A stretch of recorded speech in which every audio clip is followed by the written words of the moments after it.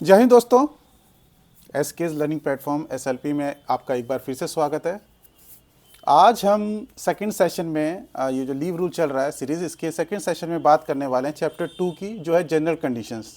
तो एक बारी जनरल कंडीशंस जो ये चैप्टर 2 है, इसमें कौन कौन से रूल्स हैं उसको एक ब्रीफली देख लेते हैं, उसके बाद उसको हम डिटेल में डिस्कस करेंगे।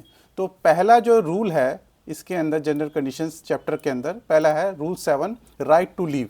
यानी क्या छुट्टी लेना हमारा अधिकार है, क्या हमें छुट्टी जब भी अप्लाई करेंगे हमें छुट्टी मिल जाएगी। तो इसके बारे में हम इसके चर्चा करेंगे रूल 7 के अंदर डिटेल में। रूल 8 है regulation of claim to leave. तो जब हम लीव क्लेम करते हैं या लीव लेते हैं तो उसको कैसे रेगुलेट किया जाएगा, किस डेट से कौन से उसके अंदर रूल्स अप्लाई होंगे और कैसे कैसे उसको रेगुलेट किया जाएगा, उसके बारे में हम चर्चा रूल 8 के अंदर करेंगे। रूल 9 है effect of dismissal, removal or resignation on leave at credit. तो अगर कोई किसी को डिसमिस कर दिया जाता है, उस किसी को रिमूव कर दिया जाता है सर्विस के अंदर, तो आपने जो मेरे यूट्यूब सेशंस है सीसीए रूल के ऊपर देखे होंगे, उसके अंदर डिसमिसल, रिमूवल और रेजिग्नेशन तो खैर आप देते हैं, खुद देते हैं, जबकि डिसमिसल और रिमूवल जो है वो पेनल्टी के तौर पर किया जा सकता है सीसीए के रूल्स के तहत। तो वो वहाँ पे दिया हुआ है। तो अगर इसमें से कोई भी काम होता है कि आपको डिसमिस किया जा रहा है, रिमूव किया जा रहा है या रेजिग्नेशन आप खुद दे रहे हैं, तो आपकी छुट्टियों का क्या होगा, आपके क्रेडिट में या आपके अकाउंट में, या आपको जो छुट्टियाँ ऑलरेडी आपके मिली हुई है, जो आपके पास अभी पेंडिंग है, जो आपके पास बची हुई है आपके अकाउंट में क्रेडिट पे है, तो उसका क्या होगा। तो उसके बारे में रूल 9 बताता है। रूल 10 है commutation of one kind of leave into another. तो कॉम्यूटेशन का मतलब होता है कन्वर्जन, एक तरह से आप मान सकते हैं कि कैसे एक तरह की लीव को दूसरे तरह की लीव में कन्वर्ट कराया जा सकता है। तो ये आप रूल 11 के अंदर पढ़ेंगे।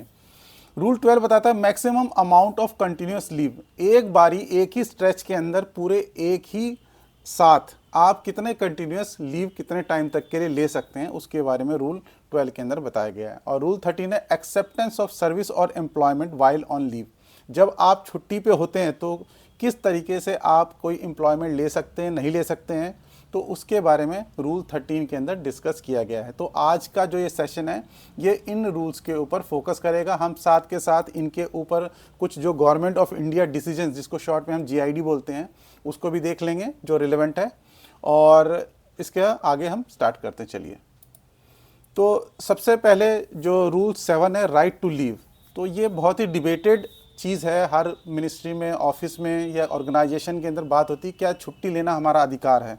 तो रूल 7 देखेंगे, कुछ इसके ऊपर जीआईडीज जो हैं government of India decision detail जिसके अंदर बता रखा है कि क्या एक्चुअल सिनारियो है, उसको भी देखेंगे। और कुछ जो एक दो जजमेंट है मैं उसके बारे में डिस्कस करूँगा, क्योंकि ये बहुत ही कॉमन टॉपिक है जो हर जगह डिस्कस होता है, तो इसके बारे में सबको पता होना चाहिए। तो मैं अपना ओपिनियन बताऊंगा फिर लास्ट में कि क्या ये राइट टू लीव जो है, क्या असलियत में ये छुट्टी लेने का अधिकार है या नहीं है। तो किस तरीके से ये रूल क्या कहता है उसके बारे में देख लेते हैं। तो इसका सब रूल पहला जो है, इसको सब रूल कहते हैं। 1 इसका ये कहता है leave can not be claimed as of right. जो छुट्टियां हैं वो आप अपना अधिकार मान के नहीं ले सकते हैं। ठीक है जी, पहला ये कंडीशन ये बता दिया। तो क्या बात यहाँ पे ख़त्म होगी कि छुट्टियां जो है अब हम ले ही नहीं सकते। तो आगे क्या कहता है, when the exigencies of public service so require. जब हम, क्योंकि सब गवर्नमेंट सर्विस में हैं, यानी जनरली जिनके ऊपर ये अप्लाई हो रहा है वो सारे गवर्नमेंट सर्विस के एम्प्लॉई हैं, गवर्नमेंट सर्वेंट हैं। तो उसके अंदर कह रहा है कि जब भी एक्सीजेंसी होगा पब्लिक सर्विस की, क्योंकि हम पब्लिक सर्वेंट सारे गवर्नमेंट सर्वेंट जो है, तो जब भी एक्सीजेंसी होगी, एक्सीजेंसी मतलब कि कोई इमरजेंसी है, कोई अर्जेंट सर्विस रिक्वायर्ड है आपकी, तो उस केस में कह रहा है कि लीव ऑफ एनी काइंड, आप किसी तरह की भी छुट्टी अप्लाई कर रहे हैं या छुट्टी आप कोई किसी तरह की लेना चाहते हैं, मे बी रिफ्यूज्ड, उसको मना किया जा सकता है। रिवोक्ड, अगर आपने ऑलरेडी छुट्टी ले ली है और उसके बाद कोई ऐसी एक्सीजेंसी लग रही है, तो उस केस में उसको रिवोक यानी उसको मना कर दिए, यानी उसको कैंसिल किया जा सकता है by the competent authority to grant it. तो वो कॉम्पिटेंट अथॉरिटी जो उसको ग्रांट कर सकती है उस छुट्टी को, वो उसको मना भी कर सकती है। कब, किस केस में, एक्सीजेंसी के केस में। ठीक है, तो ये बात यहाँ पे ध्यान में रखना है कि ऐसा जो यहाँ पे सेकंड इसका सब रूल है उसके अंदर ये बताया कि एक्सीजेंसी के केस में रिफ्यूज़ भी किया जा सकता है, रिवोक भी किया जा सकता है, और कॉम्पिटेंट अथॉरिटी जो ग्रांट कर सकती है उसके अंदर बाकी जो भी उसे लगेगा उचित वो काम कर सकता है। तो पहले ने बता दिया सब रूल ने कि leave can not be claimed as of right. आप राइट मत समझे लीव को अपना। जो सेकंड सब रूल उसने बोला कि एक्सीजेंसी होगी तो आपकी छुट्टी जो है उसको मना किया जा सकता है। अगर छुट्टी आपने ऑलरेडी अप्रूव सैंक्शन करा लिया है तो उसको रिवोक भी किया जा सकता है, उसको कैंसिल भी किया जा सकता है। But it shall not be open to that authority to alter the kind of leave due and applied for except at the written request of the government servant. ठीक है, तो यहाँ पे कह रहे हैं कि जो कॉम्पिटेंट अथॉरिटी है वो अगर किसी ने छुट्टी अप्लाई की है तो उसको रिफ्यूज़ कर सकता है या रिवोक कर सकता है, लेकिन उसके पास ये राइट नहीं होगा या उसके लिए ये ओपन चीज़ नहीं होगी कि वो उस लीव को अल्टर कर दे। यानी किसी ने ईएल के लिए अप्लाई किया है तो उसको सीएल में कन्वर्ट कर दे या ईओएल में कन्वर्ट कर दे या एचपीएल में कन्वर्ट कर दे, किसी तरह की दूसरी तरह की लीव में वो उसको कन्वर्ट नहीं कर सकता है accept at the return request of the government servant. तो जो गवर्नमेंट सर्वेंट है वो जब रिक्वेस्ट कर रहा है रिटर्न में, ओरल भी नहीं है यहाँ पे, रिटर्न रिक्वेस्ट है, जब गवर्नमेंट सर्वेंट राइटिंग में रिक्वेस्ट करेगा कि मेरी इस तरह की लीव को अगर सैंक्शन कर की जा रही है तो उस केस में जब रिफ्यूज हो जाएगा, रिवोक हो जाएगा तो वो तो बात ही अलग है। लेकिन जब छुट्टी दी जाएगी तो उस केस में क्या है कि उसको अल्टर करने का राइट नहीं रहेगा अथॉरिटी के पास। तो जिस तरह की छुट्टी अप्लाई की गई है उसी तरह की छुट्टी ग्रांट की जाएगी, उसको दूसरे में कन्वर्ट नहीं किया जा सकता। और अगर एक तरह की लीव को दूसरी तरह की लीव में कन्वर्ट भी कराना है, इसको अल्टर भी करना है काइंड ऑफ लीव को, तो उस केस में रिटर्न रिक्वेस्ट के बिना ये काम नहीं कर सकती अथॉरिटी जो है, granting authority. Provided that leave applied under rule 20। तो रूल 20 जो है थोड़ा वो अलग डिफरेंट टाइप का रूल है, जिसके अंदर क्या बताया गया है कि अगर कोई गवर्नमेंट सर्वेंट है वो ये उम्मीद की जा रही है कि वो छुट्टी पे नहीं फिट लौट पाएगा, तो ये उसके बारे में, तो मैंने यहाँ पे ब्रीफली रूल 20 का जो क्रक्स है उसको लिख दिया है, तो यहाँ से आपको समझने में आसानी रहेगी। मैं बता देता हूँ इसको एक बार पढ़ के। Leave to a government servant who is unlikely to be fit to return to duty. ऐसा गवर्नमेंट सर्वेंट जिसको अगर छुट्टी पे जाएगा ये तो उसके प्रोस्पेक्ट क्या है कि लौटने के बहुत कम है, यानी वो लौट नहीं सकेगा फिट, तो उस केस में क्या बता रखा है सिनेरियो, उसके बारे में बात कर रहे हैं यहाँ पे। कह रहे हैं कि when A medical authority has reported that, जब एक मेडिकल अथॉरिटी ने, तो यहाँ पे ये बात इंपॉर्टेंट है कि मेडिकल अथॉरिटी रिपोर्ट कर रही है that there is no reasonable prospect that government servant will even be fit to return to duty, leave shall not necessarily be refused to such government servant।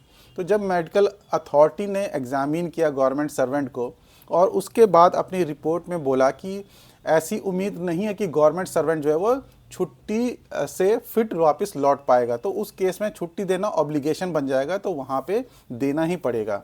तो एक तरीके से यहाँ पे स्टार्टिंग में जो बताया वो एक जनरल रूल बताया कि लीव जो है वो राइट नहीं है और एक्सीजेंसी के केस में उसको रिफ्यूज़ या रिवोक भी किया जा सकता है, लेकिन कुछ एक्सेप्शंस हैं। तो जनरली आप कोई भी रूल देखेंगे तो रूल के अंदर ऐसे होता है, एक जनरल कंडीशन बताते हैं कि ये रूल अप्लीकेबल है, जनरल रूल ये है, ऑर्डिनरली ऐसे फॉलो करना है।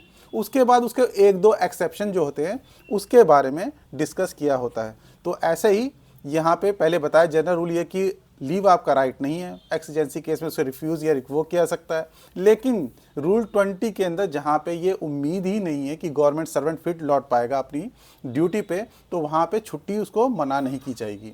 ठीक है, ये प्रोवाइजो जो है प्रोवाइडेड दैट यही बताता है।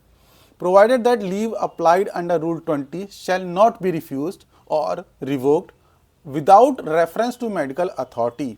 तो अगर आप रिफ्यूज़ या रिवोक करना चाह रहे हैं तो उस केस में आपका मतलब यहाँ पे जो अथॉरिटी कॉम्पिटेंट है, ग्रांटिंग अथॉरिटी जो है, अगर वो रिफ्यूज़ करना चाह रही है तो उसे मेडिकल अथॉरिटी को रेफरेंस करना पड़ेगा, उस केस को रेफ़र करना पड़ेगा, whose advice shall be binding, और उस मेडिकल अथॉरिटी की जो भी एडवाइस होगी वो ग्रांटिंग अथॉरिटी यानी leave granting authority competent authority के ऊपर बाइंडिंग होगा।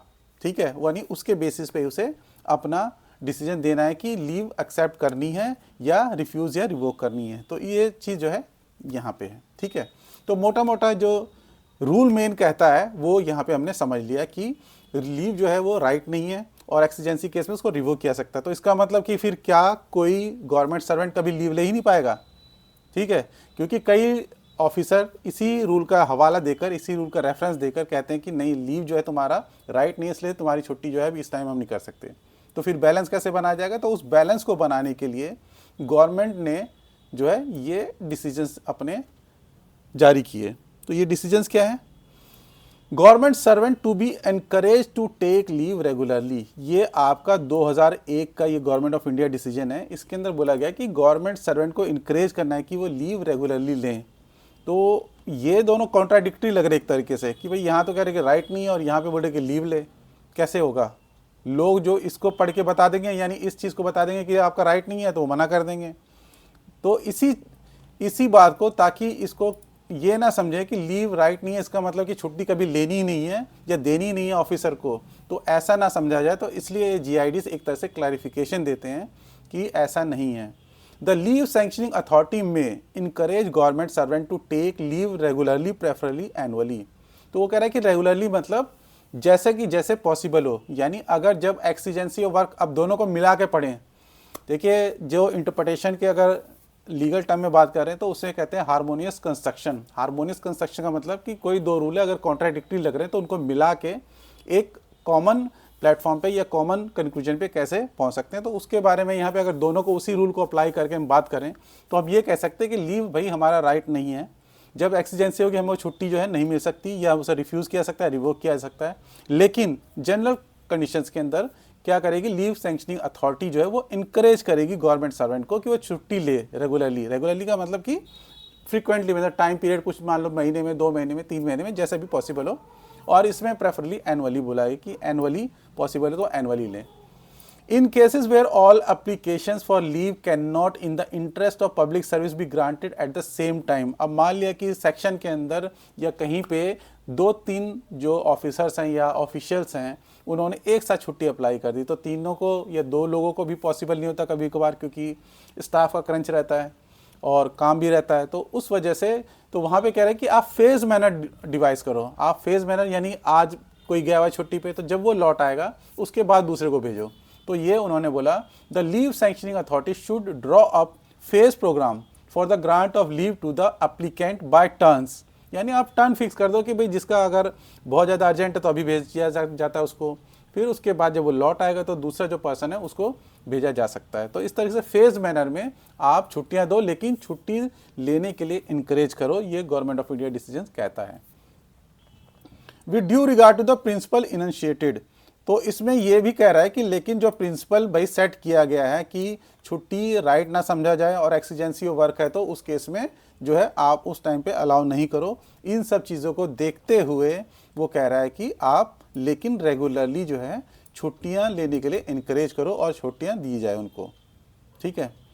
उसके बाद है leave should not ordinarily be denied during the last 10 year of service. एक गवर्नमेंट ऑफ डिसीजन ये भी कहता है कि अगर आपकी सर्विस के 10 साल बचे हैं तो उस 10 साल के अंदर जनरली और या ऑर्डिनरली ये छुट्टियां जो है डिनाई नहीं होनी चाहिए, नहीं करनी चाहिए। तो खासकर अर्न लीव के लिए, earn leave should not ordinarily be denied to any employee specially in the last 10 year of his career. तो किसी का लास्ट 10 साल बचा है कैरियर का, तो उस टाइम में ईएल तो खासकर नहीं डिनाई करनी है, ये बताया गया है, ठीक है। सो that earn leave accumulation beyond 180 days, ये 180 डेज इसलिए यहाँ पे लिखा हुआ है क्योंकि पहले 180 दिन ही मिलते थे, तो अब ये जो है बढ़ गया है, अब 30 जो है मिलते हैं। तो उस हिसाब से जो है आपका 1 साल के अंदर, तो इस तरह से वो ज़्यादा हो गया। तो टोटल जो है ये ईएल जो है वो आपका 300 दिन का एक्यूमुलेट हो सकता है, तो बाकी जो लैप्स हो जाएगा। तो ये टोटल एक्यूमुलेशन अब 300 डेज समझ लीजिए आप, जो पहले से, क्योंकि ये 1986 का GID है, उस टाइम पे 180 दिन ही टोटल कोई एक्यूमुलेट कर सकता था, लेकिन अब ये 300 दिन हो गया मैक्सिमम जो एक्यूमुलेट किया सकता है। तो वो कह रहा है कि so that earn leave accumulation beyond, आप इसको रीड कर सकते हैं, 300 days normally do not take place. तो क्योंकि 300 दिन से ज़्यादा नहीं एक्यूमुलेट कोई कर सकता, तो छुट्टियां नहीं देंगे तो वो क्या होगी, लैप्स हो जाएगी। तो इसलिए वो कह रहा है कि लास्ट के 10 सालों के अंदर भाई किसी को ईएल जनरली आप मना ना करें, ठीक है। ईएल मना ना करें और खासकर लास्ट के 10 सालों में, ये इसका मीनिंग है। सो दैट ये हो गया। The leave sanctioning authorities are therefore requested to ensure that earn leave is not ordinarily denied to an employ. तो किसी भी एम्प्लॉय को जनरली ईएल डिनाई नहीं करना, और खासकर उसके 10 साल बचे हुए हैं तब तो और भी डिनाई नहीं करना। तो ये एक जनरल प्रिंसिपल है। इसका मतलब ये नहीं कि कोई छुट्टी मांगेगा तो उसको मिल ही जाएगा, लेकिन और नहीं मिलेगा, कब नहीं मिलेगा, सिर्फ एक्सीजेंसीज के केस में नहीं मिलेगा। अब कुछ कुछ ऐसे भी डिपार्टमेंट्स हैं, ऑर्गेनाइजेशंस हैं, सेक्शंस हैं जहाँ पे पूरे साल ही मारा मारी रहती है, तो वहाँ पे क्या करेंगे, तो वहाँ पे भी छुट्टी देना पड़ेगा। लेकिन क्या है, इस तरीके से उसको छुट्टियों को दिया जाएगा या फेज मैनर में किया जाएगा ताकि काम भी हैम्पर ना हो और छुट्टियां भी सबको मिल जाए। ठीक है, तो इस तरीके से बैलेंस अप्रोच जो है वो बना के रखना है। तो ये सब पढ़ने के बाद आपको क्या समझ में आ रहा है? So whether leave can be claimed as of right, क्या छुट्टियों को राइट समझा जा सकता है, नहीं समझा जा सकता? What's your answer now? तो ये रूल पढ़ने के बाद जितना मैंने बताया उसके बाद आपका क्या आइडिया है ये आप देख सकते हैं। तो एक टाइम पे जब मैं एएसओ था तो उस टाइम पे ये बात बहुत बार अराइज हुई, तो उस टाइम पे मैंने एक ये इंटरप्रिटेशन बनाया था। तो इसके अंदर इन्हीं चीज़ों को डिस्कस किया जो मैंने भी आपको बताया, और इसमें कंक्लूजन जो है वो मैं आपको एक बार बताना चाहूँगा कंक्लूजन क्या आया है। तो conclusion, leave can not be claimed as of right only when exigency of public service so require employ to be present in office. तो जब एक्सीजेंसी ऑफ वर्क है उसी टाइम में लीव जो है वो राइट के तौर पर नहीं क्लेम किया जा सकता। लेकिन ऑर्डनरी क्या करना पड़ेगा, ordinary leave applied can not be denied. लेकिन जनरल सर्कमस्टांसेस में लीव जो भी अप्लाई की जा रही है उसको डिनाई नहीं किया जा सकता सैंक्शनिंग अथॉरिटी द्वारा in normal course of working. In fact, the leave sanctioning authority may encourage government servant to leave regularly, as it is in the interest of efficiency of public service that government servant take leave at suitable interval and return to work keen and refreshed। क्योंकि ये government के हित में है कि government servant छुट्टी पे जाए और जब वापस आए तो बहुत ही कीन होकर, बहुत ही इंटरेस्ट के साथ, बहुत ही इंथुजियाज्म के साथ काम करे अपना। In cases where all application to leave from two or more employees cannot in the interest of public service be granted at the same time, अगर एक ही टाइम पे दो एम्प्लॉय को छुट्टी नहीं दी जा सकती तो फेज मैनर का इस्तेमाल किया जाएगा। लेकिन छुट्टियां जो है नॉर्मल सर्कमस्टांसेस में मना नहीं की जाएंगी। ठीक है, तो इसमें कुछ जजमेंट भी मैंने पढ़े थे, तो उसका भाव वही था कि भाई गवर्नमेंट सर्वेंट को इनकरेज करना है। ऐसा नहीं कि आप इस रूल को कोड करके, रूल 7 को कोड करके पूरे टाइम उसको छुट्टी भी हमेशा आप मना करते रहें। तो एक टाइम पे यानी जब एक्सीजेंसी वर्क है तभी मना करिए और बाकी नॉर्मल सर्कमस्टांसेस में उनको इनकरेज करिए कि वो छुट्टियां लें। ठीक है, आगे चलते हैं फिर रूल 8। रूल 8 है regulation of claim to leave. तो कैसे रेगुलेट होगा या कैसे रेगुलेशन होगा लीव का, उसके बारे में यहाँ पे इस रूल में बताया गया है। एक government servants claim to leave is regulated by the rules in force at the time the leave is applied for and granted. तो जिस टाइम पे छुट्टी अप्लाई की गई और उसको ग्रांट किया गया उस टाइम पे कौन से रूल्स फोर्स में हैं, ठीक है, तो उसके बेसिस पे ही जो है वो रेगुलेट होगी छुट्टियां। यानी अगर आज के टाइम पे यानी आज के दिन किसी ने छुट्टी अप्लाई की और आज ग्रांट हुई, तो आज के डेट के हिसाब से जो भी रूल फोर्स में है लीव रूल, उसके बेसिस पे उसको रेगुलेट किया जाएगा। यानी क्या लीव सैलरी मिलेगी, लीव सैलरी का मतलब हो गया कि वो छुट्टी पे तो उस टाइम पे जो भी पे मिलती है उसको लीव सैलरी बोलते हैं। तो लीव सैलरी कितनी मिलेगी, कैसे मिलेगी, कितनी कितनी मिलेगी, वो सब उस टाइम के रूल्स के हिसाब से ही रेगुलेट होगा। रूल 9 है effect of dismissal, removal and resignation on leave at credit. किसी गवर्नमेंट सर्वेंट के पास छुट्टियां उसके अकाउंट में, तो उस छुट्टियों का क्या होगा अगर उसे डिसमिस कर दिया जाता, रिमूव कर दिया जाता या वो रेजिग्नेशन देता था खुद, तो उस बारे में यहाँ पे बता रखा है। Except as provided in rule 39 and this rules. तो इस रूल के अंदर जो बताया गया है और रूल 39 के अंदर जो बताया गया है, तो रूल 39 एक बार मैं दिखा देता हूँ। ये यहाँ पे रूल 39 बेसिकली जो है ये लीव इनकैशमेंट के बारे में बताता है और छुट्टी कब तक आप ले सकते हैं या छुट्टी आपके अकाउंट में कब तक रहेगी या कैसे आप छुट्टी के लिए एलिजिबल हैं, उसके बारे में थोड़ा इसके अंदर बता रखा है। तो इसके अंदर एक चीज़ फर्स्ट एक बार पढ़ लेते हैं। No leave shall be granted to a government servant beyond. एक गवर्नमेंट सर्वेंट की छुट्टी जो है इसके बियॉन्ड नहीं जा सकती है the date of his retirement, जब वो रिटायर हो गया। ठीक है, date of his final cessation to duties, जब वो फाइनली इस ड्यूटीज से छूट गया या उसको हट गया वहाँ से। The date on which he retires by giving notice to the government, या जब वो नोटिस देके गवर्नमेंट को वो रिटायर हो जाता है या रिजिग्नेशन दे देता है। तो ये बता रखें कि कब उसका जो क्लेम है छुट्टियों का, यानी कब उसको लीव देना बंद हो जाएगा, उसको ग्रांट नहीं की जा सकती है। ग्रांट का मतलब यानी उसके अकाउंट में छुट्टियां होगी तो भी उसको ग्रांट नहीं की जा सकती है, ये कंडीशंस बताएं। और बाकी इसके अंदर नीचे देखेंगे तो इसके अंदर कितनी वो इनकैशमेंट करा सकता है, इसके बारे में यहाँ पे नीचे दिया हुआ है, EL HPL। तो ये रूल जो है हम इसको आगे डिटेल में करेंगे। अभी फ़िलहाल मैंने एक ब्रॉड ओवरव्यू दे दिया ताकि आपको बेसिकली समझ में आए कि रूल है किस बारे में, ठीक है। तो ये कहता है कि except as provided in rule 39, rule 39 में जो बता रखा है कि भाई कब छुट्टियां कोई क्लेम नहीं कर पाएगा, जब वो रेजिग्नेशन दे देता है, या इस तरह से जो भी उसके अकाउंट में छुट्टियां हैं उसके बाद वो यानी छुट्टी नहीं मांग सकता, ग्रांट करने के लिए नहीं एप्लीकेशन दे सकता जब वो रिटायर हो रहा है। ये बाकी और जो कंडीशन हमें अभी बात की है, या इस रूल के अंदर, तो उस रूल को छोड़ दो और इस रूल को छोड़ दो। एक्सेप्ट का मतलब उनके अंदर जो बातें बताएगी, उन कंडीशन जो बताएगी, उनके अलावा हम बात कर रहे हैं यहाँ पे। Any claim to leave to the credit of a government servant who is dismissed, removed or resigned।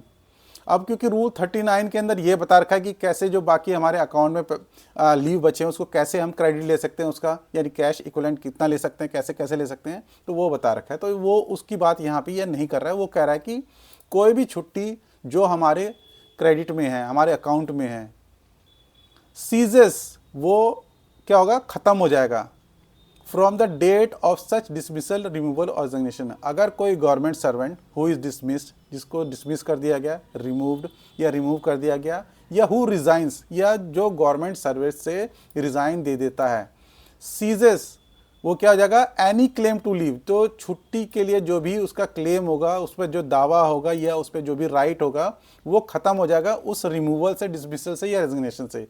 यानी जिस दिन किसी ने रिज़ाइन दे दिया, रिज़ाइन के केस में क्या होगा, जो भी उसके क्रेडिट में छुट्टियां होगी उसके ऊपर से उसका क्लेम ख़त्म हो गया, यानी वो छुट्टियां अवेल नहीं कर सकता, ठीक है। अब रूल 39 के अंदर बेसिकली जनरल कंडीशन बता रखी थी कहाँ कहाँ पे वो इनकैश करा पाएगा। तो यहाँ पे बताया कि लेकिन अगर किसी को डिसमिस कर दिया जाता है या रिमूव कर दिया जाता है या कोई रिज़ाइन कर देता है, तो उस केस में उसकी सारी छुट्टियाँ क्या हो गई, ख़त्म हो गई, सीज हो गई। तो इस वजह से ये जो रूल है, ये यहाँ पे पहले ही उसने बता दिया कि except as provided in rule 39 and these rules. Rule 39 के अंदर जहाँ जहाँ पे बता रखा है और इस रूल के अंदर जहाँ जहाँ बता रखा है, उन सब बातों को छोड़कर कोई भी जो क्लेम होगा छुट्टी का, अगर किसी को रिमूव कर दिया जाता है, डिसमिस कर दिया जाता है या कोई रिज़ाइन कर देता है, तो उसका उस छुट्टियों पे से जो है राइट ख़त्म हो जाएगा। Where a government servant applies for another post under the government of India but outside his parent office or department, अगर कोई government servant applies for another post in government of India, अब government of India में ही जा रहा है, ये ध्यान देना है कि गवर्नमेंट ऑफ इंडिया के अंदर अगर दूसरे पोस्ट पे अप्लाई करता है, जैसे कि कई लोग अभी SSC के थ्रू आते हैं, UPSC के लिए अप्लाई करते हैं, या कोई भी दूसरे भी गवर्नमेंट के ऑफ इंडिया के अंडर कोई और दूसरे पोस्ट के भी अप्लाई करते हैं, तो but outside his parent office और डिपार्टमेंट, लेकिन उसके डिपार्टमेंट में वो अप्लाई नहीं कर रहा, अपने डिपार्टमेंट को छोड़कर। मान लिया कोई अभी इनकम टैक्स में है, इंस्पेक्टर है, इनकम टैक्स इंस्पेक्टर है, वो CSS में आना चाहता है ASO के तौर पर, तो इस तरीके से, ठीक है, गवर्नमेंट ऑफ इंडिया में लेकिन सेम डिपार्टमेंट में नहीं है। And if such application is forwarded through proper channel, और अगर ये एप्लीकेशन कौन सी, जो उसने अप्लाई किया उस पोस्ट के लिए, वो एप्लीकेशन, वो उस एप्लीकेशन की बात कर रही, लीव एप्लीकेशन की बात नहीं हो रही है। एंड इफ़ सच एप्लीकेशन, यानी जो उसने अप्लाई किया उस अनदर पोस्ट के लिए, उसकी एप्लीकेशन वो फॉरवर्ड हुई है प्रॉपर चैनल के थ्रू। प्रॉपर चैनल के थ्रू क्या होता है कि मैं अपने डिपार्टमेंट में दूंगा कि मैं इस पोस्ट पे अप्लाई करना चाहता हूँ जो कि गवर्नमेंट ऑफ इंडिया के अंडर है, और अगर मैं सेलेक्ट हो जाता तो मैं रिज़ाइन कर दूंगा। तो इस तरीके से इंफॉर्मेशन देते हुए हम बताते हैं, और जब भी हम अपना एप्लीकेशन फॉरवर्ड करते हैं तो अपने ऑफिस के थ्रू फॉरवर्ड कराते हैं, तो उसे कहा जाता है प्रॉपर चैनल। जब हम प्रॉपर चैनल के मतलब कि अपने ऑफिस से फॉरवर्ड कराया, हमने खुद ही डायरेक्ट नहीं भेज दिया जिसके अंदर हम अप्लाई कर रहे हैं, जिस डिपार्टमेंट में, हम क्या करते हैं अपने ऑफिस के थ्रू उसको फॉरवर्ड करवाते हैं, तो इसे प्रॉपर चैनल कहा जा सकता है, ठीक है। बाकी जब हम क्या कहते हैं UPSC और ये इस तरह के जो भी ऑर्गेनाइजेशन अगर इस तरह का एग्ज़ाम ले रहे हैं, तो वहाँ पे इंटीमेशन ही सफिशिएंट होता है, तो वहाँ पे अगर आपने इंटीमेट ही कर दिया तो उतना ही बहुत है। लेकिन बाकी दूसरी जगह मतलब यानी गवर्नमेंट ऑफ इंडिया के अंडर ही अगर कोई दूसरी पोस्ट है और UPSC नहीं कंडक्ट करवा रही है, उसका एग्ज़ाम नहीं ले रही है, तो उस केस में आपको प्रॉपर चैनल के थ्रू का मतलब यानी अपने ऑफिस से ही फॉरवर्ड कराना होता है। And the applicant is required to resign his post before taking up the new one. और अगर ऐसे सर्कमस्टांसिस के अंदर क्या होगा, उसे जो अप्लीकेंट है यानी गवर्नमेंट सर्वेंट है उसको अपनी प्रेजेंट पोस्ट से रिजाइन करना पड़ेगा ताकि वो नए पोस्ट को ले सके। तो उस केस में such resignation shall not result in the lapse of leave to his credit. तो उसके अकाउंट में जो छुट्टियां होंगी वो लैप्स नहीं होंगी। तो पहले के अंदर सब रूल जो 1 था इसके अंदर हमने बात की कि अगर कोई गवर्नमेंट सर्वेंट डिसमिस हो जाता है, रिमूव हो जाता है या रिज़ाइन कर देता है तो उस केस में उसकी जो सारी छुट्टियां वो लैप्स हो जाएंगी। अब उसका ये एक्सेप्शन है, एक तरीके से वो बता रहा है कि ठीक है जनरल रूल तो ये है जो 1 में बताया गया है, लेकिन अगर कोई government servant government of India के किसी दूसरे पोस्ट के लिए अप्लाई करता है, उसको प्रॉपर चैनल से फॉरवर्ड करवाता है और जो कंडीशंस हैं या जो क्राइटेरिया है, क्राइटेरिया ये है कि यहाँ से रिज़ाइन करके प्रेजेंट पोस्ट से रिज़ाइन करके ही कोई दूसरी पोस्ट को ज्वाइन कर पाएगा, तो उस केस में इस रेजिग्नेशन में क्या होगा कि ये छुट्टियाँ लैप्स नहीं होंगी। इसको टेक्निकल रेजिग्नेशन भी बोला जाता है। तो यानी टेक्निकल रेजिग्नेशन किसी ने अगर दिया है यानी प्रॉपर चैनल के थ्रू गया है वो अप्लाई करके, तो उस केस में उसकी छुट्टियां जो है वो लैप्स नहीं होंगी, वो जनरली क्या कैरी फॉरवर्ड हो जाती है, यानी दूसरे डिपार्टमेंट जहाँ पे भी नए डिपार्टमेंट में जाएगा ये सारा अकाउंट, छुट्टियों का अकाउंट, सारा लेखा जोखा वहाँ भेज दिया जाएगा और ये छुट्टियाँ वो वहाँ पे भी अवेल कर सकता है। तो जनरली ऐसा होता है। और किसी किसी केस में अगर ऐसा नहीं हो रहा तो उस केस में क्या होता है, उसको छुट्टियों को वो एनकैश भी करा सकता है। तो ये डिपेंड करता है कि किस ऑर्गेनाइजेशन में वो जा रहा है, उसके अकॉर्डिंग ये डिपेंड करता है। ठीक है, तो जनरली आपने देखा कि सब रूल जो 1 होता है उसके अंदर एक जनरल कंडीशन बताई जाती है। आप अगर इसकी फॉर्मेशन देखेंगे रूल की तो हर रूल के अंदर जनरली ऐसा ही होता है कि स्टार्टिंग में एक जनरल कंडीशन बताई जाती है और नीचे कुछ एक्सेप्शन बताए जाते हैं जहाँ पे वैसा अप्लीकेबल नहीं हो रहा। तो इस तरीके से आप ब्रॉड रूल कैसे पढ़ना है उसको भी समझ सकते हैं। ठीक है, एक government servant who is dismissed और removed from service and is reinstated on appeal और रिवीजन। अब देखिए एक तरीके से इसका ये दूसरा एक्सेप्शन भी आ गया यहाँ पे। एक एक्सेप्शन ये था, दूसरा एक्सेप्शन ये आ गया। वो कह रहे थे कि डिसमिस या रिमूव हो गया कोई तो उसकी छुट्टियाँ सारी लैप्स हो जाएंगी। अब यहाँ पे कह रहा है कि अगर किसी को डिसमिस और रिमूव कर दिया गया लेकिन उसको अपील के अंदर यानी सीसीए रूल के अंदर आपने पढ़ा होगा, अगर नहीं पढ़ा तो मेरे वीडियो जाके देख सकते हैं, उसके अंदर मैंने पूरी तरह से डिटेल में डिस्कस किया हुआ है कि अपील के अंदर क्या हो सकता है। अपील या रिविजन के अंदर उस गवर्नमेंट सर्वेंट को रीइंस्टेट मतलब दोबारा से सर्विस में वापस भी लिया जा सकता है। तो वो कह रहे हैं उस केस में क्या होगा।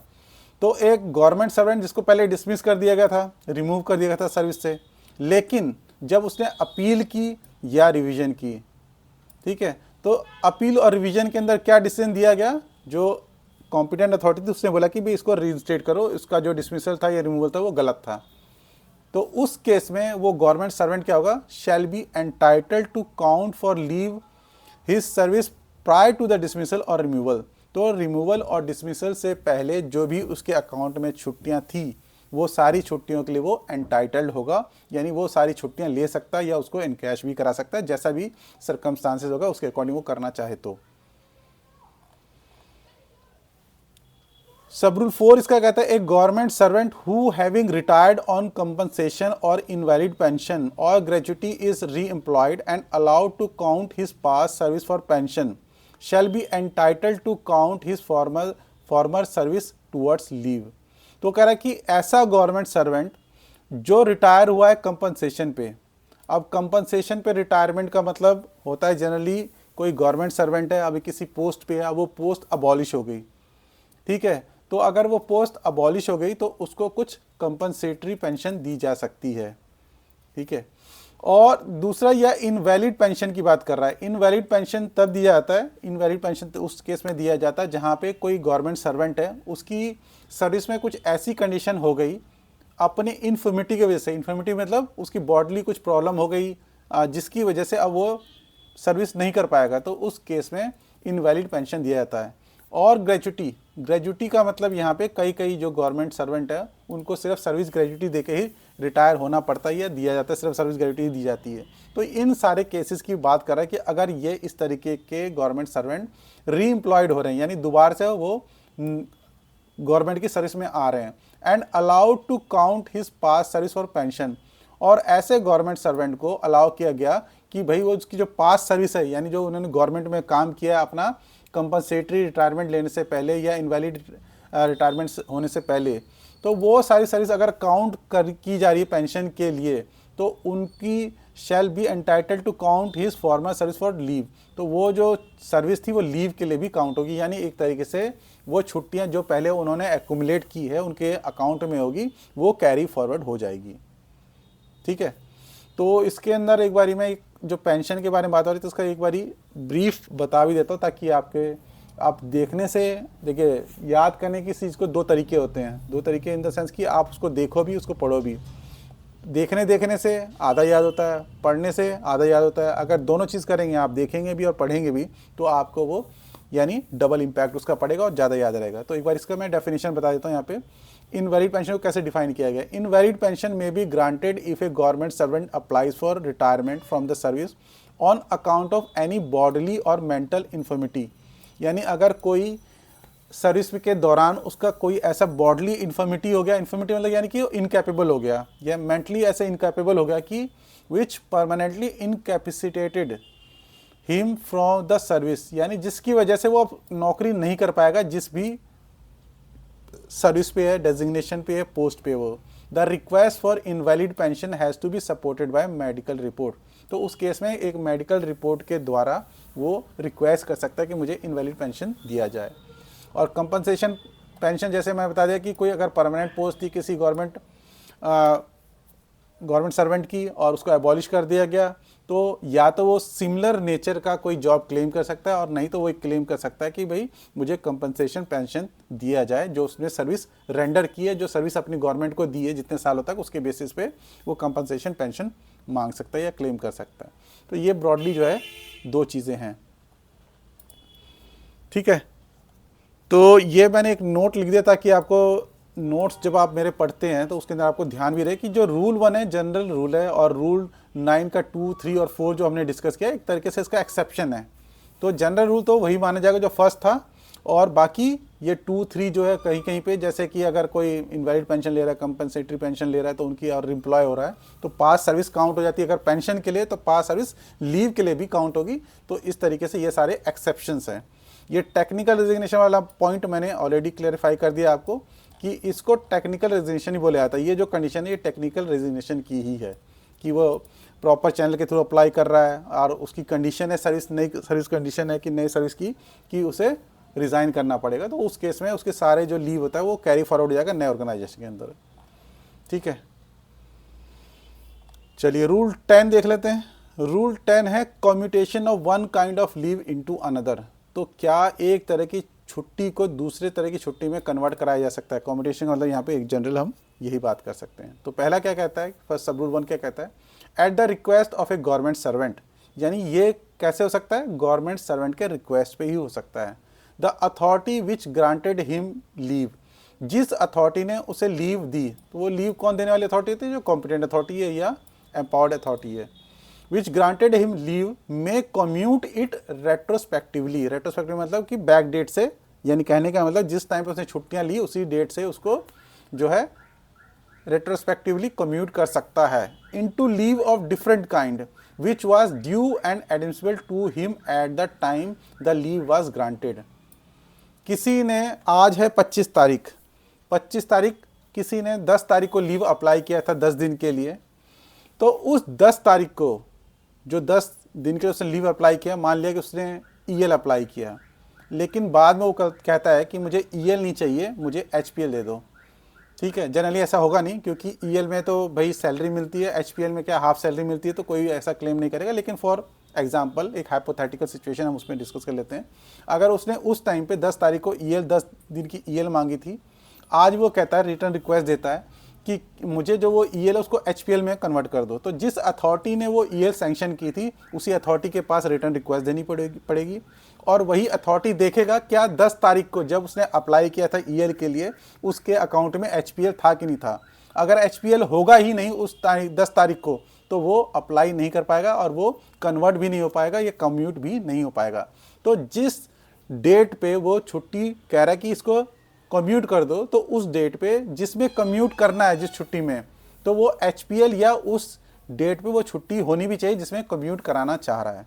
ठीक है, तो ये बात यहाँ पे बताएगी। At the request of government servant, पहली कंडीशन क्या है कि गवर्नमेंट सर्वेंट रिक्वेस्ट करेगा, ठीक है, राइटिंग में।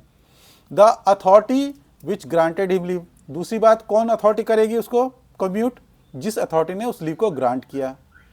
रेट्रोस्पेक्टिवली हो सकता है। Which was due and admissible, और वो छुट्टी जो उस दिन ड्यू थी या एडमिसिबल थी, उसी छुट्टी में उसको कन्वर्ट कराया जा सकता है या कम्यूट कराया जा सकता है, ये भी बात ध्यान देने की है। But the government servant can not claim such commutation as a matter of right, तो गवर्नमेंट सर्वेंट रिक्वेस्ट कर सकता है लेकिन ये नहीं कह सकता कि मैंने आपको छुट्टी दी है इसको कम्यूट करने के लिए, दूसरे छुट्टी में कन्वर्ट करने के लिए, तो आप मेरा राइट बन गया और आपको करना ही पड़ेगा। तो ये एक तरह से क्या बताया गया, ये डिस्क्रिशन है, जो अथॉरिटी कॉम्पिटेंट है उसका डिस्क्रिशन है, अगर वो कर दे तो बहुत अच्छी बात है, लेकिन हम इसे राइट के तौर पर क्लेम नहीं कर सकते। Provided that no such request shall be considered unless received by such authority और any other authority designated in this behalf within a period of 30 days. दूसरी कंडीशन इस बात की ये है कि वो ऐसी रिक्वेस्ट जिस दिन छुट्टी ली गई है, छुट्टी नहीं, जिस दिन ज्वाइन किया है उस दिन से 30 दिन के अंदर ये करना पड़ेगा। तो with in a period of 30 days of the concern government servant joining his duty on the expiry of relevant spell of leave availed by him, तो जिस दिन को वो छुट्टी अवेल करके ज्वाइन किया उससे 30 दिन के अंदर वो क्या कर सकता है, रिक्वेस्ट दे सकता है कि इसको मेरी इस छुट्टी को दूसरी तरह की छुट्टी में कम्यूट कर दीजिए। तो 30 दिन कब से काउंट होंगे, जिस दिन वो छुट्टी अवेल करके ज्वाइन करता है। ठीक है, अब मान लिया इसके अंदर एक एग्जांपल ये मान लेते हैं, कंडीशन हो गया कि मान लो किसी को आज की डेट में 25 तारीख को ज्वाइन करना था, लेकिन वो 25 की जगह 1 तारीख को ज्वाइन करता है, तो ये 30 दिन कब से काउंट होंगे, तो 30 दिन जब उसकी छुट्टी खत्म हो रही है तब से काउंट होंगे, on the expiry of the relevant spell of leave availed by him. तो ये बात ध्यान में रखना है, expiry of the relevant spell of leave, जब उसकी ऑथराइज या सैंक्शन छुट्टी खत्म हो रही है तब से काउंट होगा, ना कि वो कब ज्वाइन करता है उससे। तो ये बस ध्यान रखना है कि joining his duty on the expiry of relevant spell of leave availed by him, जो छुट्टी उसने ली है जब वो खत्म हो जाती है उसके एक्सपायरी के 30 दिन के अंदर ऐसा उसे करना होगा। The commutation of one kind of leave into another shall be subject to adjustment of leave salary on the basis of leave finally granted to the government servant, that is to say, any amount paid to him in excess shall be recovered or any arrear due to him shall be paid। तो जैसा कि मैंने अभी example दिया था EL और HPL का, अगर किसी ने पहले 10 दिन की EL ली थी तो EL में पूरी सैलरी मिलती है, HPL में हाफ सैलरी मिलती है। तो किसी ने अगर बाई चांस मान लिया कि EL की जगह पे HPL ले लिया, तो फिर क्या होगा, जो उसको पूरी सैलरी मिल चुकी होगी अगर, तो उसका एडजस्टमेंट होगा लीव सैलरी का। तो वो यानी जो कैश सेक्शन होता है उसको लिख के देना पड़ता है, कैश सेक्शन को लिखना पड़ता है कि भाई ये छुट्टियाँ पहले उसको सैंक्शन की गई थी, उसकी जगह पे अब ये छुट्टियाँ दी गई है। तो कैश सेक्शन बेसिकली क्या करेगा, वो पहले जो सैलरी दी गई होगी उसके बेसिस पे उसके अंदर रिकवरी होगी तो रिकवर कर लेगा, या उसके अकॉर्डिंग जो उसकी पे है उसको वहाँ पे बना देगा। तो ये चीज़ यहाँ पे बताएगी कि जब छुट्टी अगर कोई कन्वर्जन हो रहा है, कम्यूटेशन हो रहा है, तो उस केस में एडजस्टमेंट भी होगा लीव सैलरी का। लीव सैलरी मतलब जो छुट्टी पे होने के बावजूद जो सैलरी मिलती है उसको लीव सैलरी कहते हैं। ठीक है, तो अगर एक्सेस में पेमेंट हो चुकी है तो उसको रिकवर कर लिया जाएगा, और अगर कोई एरियर बनता है, अगर कोई कमी रह गया तो उसको दे दिया जाएगा। यानी मान लो किसी ने पहले HPL लिया हो तो HPL का जगह अब वो EL में कन्वर्ट करा लिया, उसने कम्यूट करा लिया, तो उस केस में क्या होगा, पहले हाफ सैलरी मिली थी अब उसको पूरी सैलरी मिल जाएगी, तो उस केस में उसका एरियर बन जाता है, तो एरियर उस टाइम पे उसको पे कर दिया जाएगा। तो ये बताएगा कि यानी जो भी होगा कम्यूटेशन के बाद अगर कुछ भी उसके अंदर लेना या देना पड़ रहा है गवर्नमेंट सर्वेंट को तो वो किया जाएगा, यानी रिकवरी हो या एरियर हो, वो दोनों तरह के सर्कमस्टांसेस को मैनेज किया जाएगा, एडजस्ट किया जाएगा। इसमें नोट है कि extraordinary leave granted on medical certificate और otherwise may be commuted retrospectively into leave not due subject to the provision of rule 31। तो एक्स्ट्रा ऑर्डिनरी लीव ये भी एक तरह की छुट्टी होती है, EOL जिसको कहते हैं हम, और लीव नॉट ड्यू ये भी एक तरह की छुट्टी होती है जो हम आगे पढ़ेंगे भी। ठीक है। तो इसमें एक नोट बताया गया कि ईओएल को अगर वो मेडिकल लीव के साथ दी गई हो या otherwise may be commuted retrospectively, तो उसको ईओएल को लीव नॉट ड्यू में कन्वर्ट कराया जा सकता है, subject to the provision of rule 31। Rule 31 के अंदर लीव नॉट ड्यू के बारे में बताया गया है। तो लीव नॉट ड्यू जो है बेसिकली ऐसी छुट्टी होती है जो अभी ड्यू नहीं हुई है, मतलब वो आपको मिलेगी फ्यूचर के अंदर अगर आप जॉब करोगे। फ्यूचर का मतलब मान लो आप अगले 1 साल तक और जॉब करोगे तो आपको जो जो छुट्टियां मिलेगी वो लीव नॉट ड्यू के अंदर काउंट हो सकती है। लेकिन लीव नॉट ड्यू जो सिर्फ एचपीएल की छुट्टियों के रिगार्डिंग होती है, यानी अगर एचपीएल अगले 6 महीने तक और ड्यूटी करते तो जितनी एचपीएल आपको मिलनी है वो लीव नॉट ड्यू के क्रेडिट में अकाउंट में डाली जा सकती है। तो इस तरीके से बाकी डिटेल में तो हम जब रूल 31 करेंगे तब देख लेंगे, और एक्स्ट्रा ऑर्डिनरी लीव जब हम डिस्कस करेंगे तो उसको भी डिटेल में देख लेंगे। लेकिन मोटा मोटी बात ये यहाँ पे है, यानी ब्रॉडली ये बात ये कहना चाह रहे हैं कि एक्स्ट्रा ऑर्डिनरी लीव कोई मेडिकल लीव के ऊपर लेता है, यानी मेडिकल लीव के साथ लेता है, या अदरवाइज उसके बिना भी लेता है, बिना मेडिकल लीव सर्टिफिकेट के, तो उस केस में उस ईओएल को लीव नॉट ड्यू में कम्यूट किया जा सकता है। ठीक है, तो ये है। जीआईडी देख लेते हैं। Commutation of leave of one kind into leave of another kind can not be exercise by authority after employ concern has ceased to be in service. तो ये कॉमन सेंस की बात है कि अगर कोई गवर्नमेंट एम्प्लॉय जो है अब वो सर्विस में रहा ही नहीं, यानी आज के मान लिया कि पिछले महीने को, यानी इसी जो 31 तारीख यानी लास्ट गई थी 31 दिसंबर को कोई रिटायर हो गया, तो वो आज 1 तारीख को 1 जनवरी को ये नहीं कह सकता कि मेरी जो पुरानी छुट्टी थी जब मैं सर्विस में था उसको आप कम्यूट कर दो। तो जब कोई सर्विस में रिटायर हो गया कि किसी वजह से सर्विस में नहीं रहा तो उस केस में वो क्लेम नहीं कर सकता कम्यूटेशन का, ये बताया गया। ठीक है, ब्रीफली मैंने बता दिया, डिटेल में आपको पढ़ना तो ये पढ़ लीजिएगा। चलिए, रूल 11 है combination of different kind of leaves. जैसे हम बहुत सारी छुट्टियां लेना चाहते हैं, 1 साल के अंदर 30 ईएल मिलते हैं, 8 सीएल मिलते हैं, 2 आरएच मिलते हैं, आप चाह रहे हो एचपीएल 15 मिलते हैं। तो इस तरीके से आप चाह रहे हो, आपको मान लो ज़्यादा छुट्टियां चाहिए और आपको मान लो 45 दिन के लिए जाना है या 40 दिन के लिए जाना है, तो आप सोच रहे हो कि भाई 2-3 छुट्टियों को कंबाइन करके मैं ले लेता हूँ। तो कैसे कॉम्बिनेशन सबका हो सकता है या नहीं हो सकता है उसके बारे में यहाँ पे बताया। तो जो रूल है, मतलब उसको मैं ब्रॉडली बता देता हूँ कि आप हर तरह की छुट्टी को हर तरह की छुट्टी के साथ कंबाइन नहीं कर सकते, ये यहाँ पे रिस्ट्रिक्शन है। जैसे कि जो सीएल होता है, सीएल जो है इन लीव रूल्स के अंदर कहीं पे भी डिफाइंड नहीं है। तो ये जो कैजुअल लीव है ये रिकॉग्नाइज्ड फॉर्म ऑफ लीव नहीं है। इसके ऊपर क्वेश्चन भी कई बार पूछा जाता है, क्या सीए जो है रिकॉग्नाइज्ड फॉर्म ऑफ लीव है कि नहीं है। अगर आप एग्जाम में देखेंगे पुराने क्वेश्चन पेपर तो उसके अंदर ये सीएल के ऊपर, एससीएल के ऊपर, स्पेशल कैजुअल लीव के ऊपर कई क्वेश्चन आते भी हैं।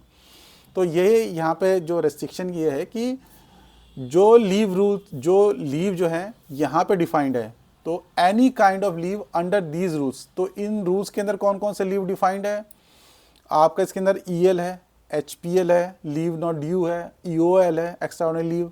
तो इस तरीके से ये जो लीव है ये सारे लीव डिफाइंड है।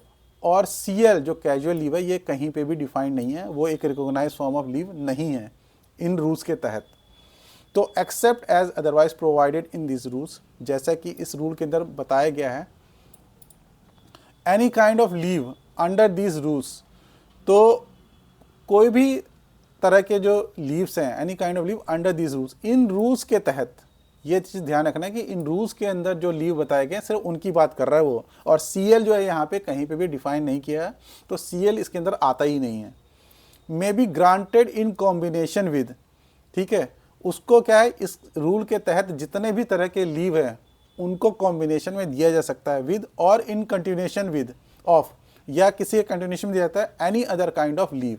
तो यहाँ पे जितने भी लीव हैं, ईओएल है, एचपीएल है, ईएल है, लीव नॉट ड्यू है, इन्हीं को ही कॉम्बिनेशन बना के दिया जा सकता है, उसके अलावा नहीं। तो इसलिए यहाँ पे एक्सप्लेन किया गया है कि casual leave which is not recognize as leave under these rules, in rules के अंदर कैजुअल लीव को रिकॉग्नाइज नहीं किया गया, शैल नॉट बी कंबाइंड, तो इसलिए वो कंबाइन नहीं हो पाएंगे with any kind of leaves under these rules. तो इन रूल्स के अंदर जो भी मैंने नाम बताए, UL, EL, HPL, leave not due, तो इनके साथ कैजुअल लीव को कंबाइन नहीं किया जा सकता।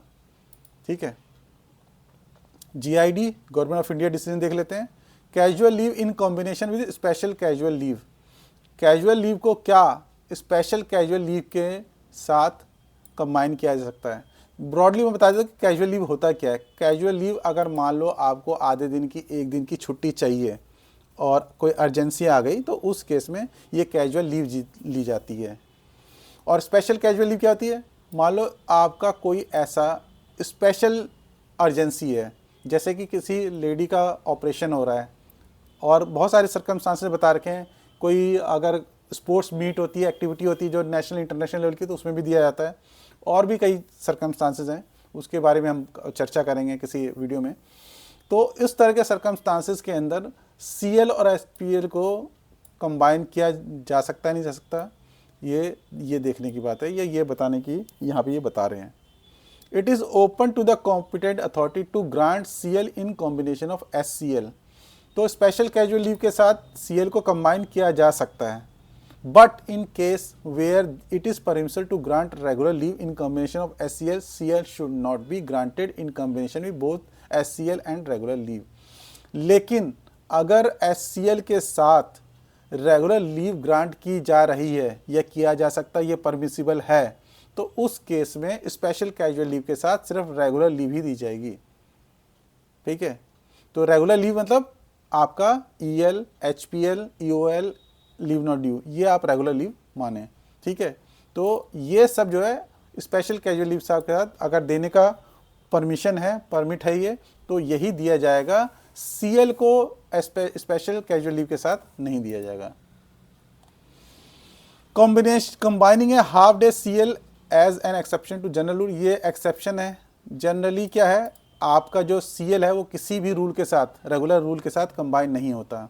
लेकिन अब मान लिया कि किसी के अकाउंट में 8 CL मिलते हैं गवर्नमेंट सर्वेंट को पूरे साल के अंदर, तो ये जो CL है उसका हाफ डे बचा हुआ है, तो उसको कैसे कंबाइन किया जाएगा उसके बारे में बता रहे हैं। कि तो उसने बोला कि जनरली जो है हाफ डे का CL जो है वो हाफ डे ही मिलना चाहिए। लेकिन अगर किसी को हाफ डे की CL दी गई है आज, और कल किसी वजह से, किसी इमरजेंसी की वजह से वो नहीं आ पाया, और उसके पास फर्दर CL है भी नहीं, सिर्फ हाफ डे की CL ही बची थी, तो उस केस में उसकी जो रेगुलर लीव अगले दिन की ले रहा है वो उसके साथ कंबाइन किया जा सकता है।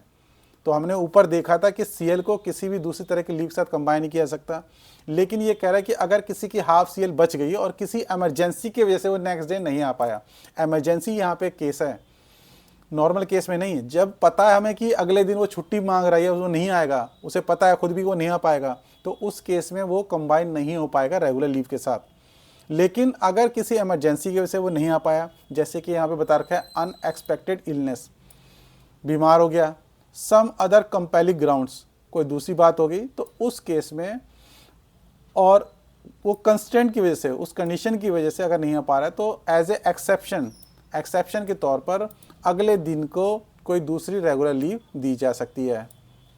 ठीक है, यानी आधे दिन की CL वो कंबाइन होगी आपके अगले रेगुलर लीव के साथ, तो वो EL ले, HPL ले, कुछ भी ले, उसके साथ कंबाइन होगी। और जनरल कंडीशन लेकिन क्या है कि CL को किसी भी दूसरे तरह की रेगुलर लीव के साथ कंबाइन नहीं की जानी चाहिए।